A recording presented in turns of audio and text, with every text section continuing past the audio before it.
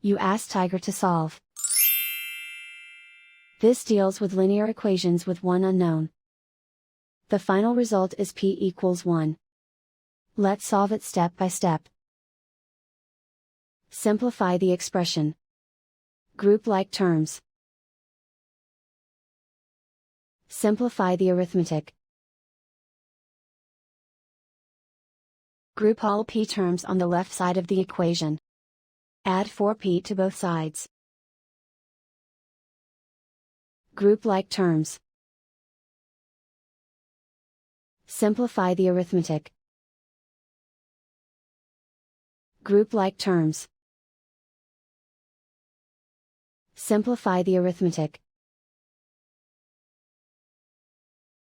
Group all constants on the right side of the equation. Subtract 3 from both sides.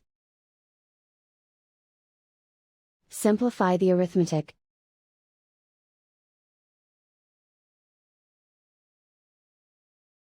Isolate the p. Divide both sides by 5.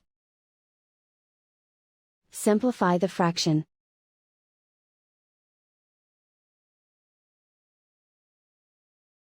And so the final result is p equals 1.